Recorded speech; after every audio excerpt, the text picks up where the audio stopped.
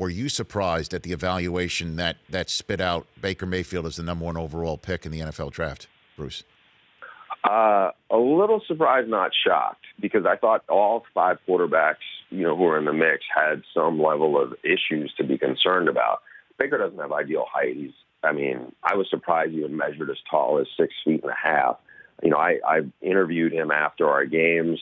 I've spent a bunch of time around him. I'm not 6 feet and a half, and I thought Baker and I are almost the exact same height. But that's, look, that can be a moot point, as we see with Drew Brees, Russell Wilson. I think the thing that's different about those guys, they didn't have any baggage. Now, what he was arrested for, it was not, it's never good to be arrested, but it was not like he had the issues Johnny Manziel had coming out of Texas A&M, which were big substance issues. These were different for him. It's just kind of being a knucklehead at times. But when you watch Baker, the thing that wows you as somebody who covered college was not only was he always the best player on the field, everything was the focal point with him.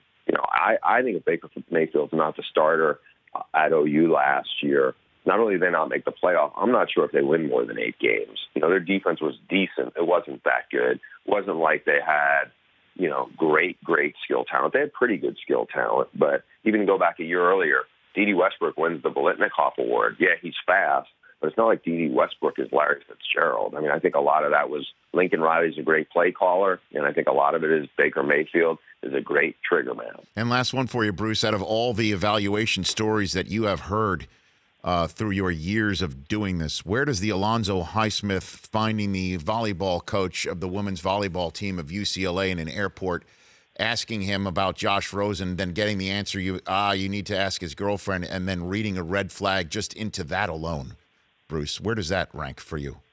I think it fits into the category of that's not my kind of guy. I look at it when I see it, and I'll find something that probably, kind of substantiates my initial, glance at it. And I think there's a lot of that goes on. And for all the time that is spent, I think there's a lot of it that goes on, not just in NFL draft rooms, but also in college recruiting, where you just look at somebody, you're like, I don't know if that fits what I'm looking for. And I would use this example. Luke Kuechly is a phenomenal linebacker.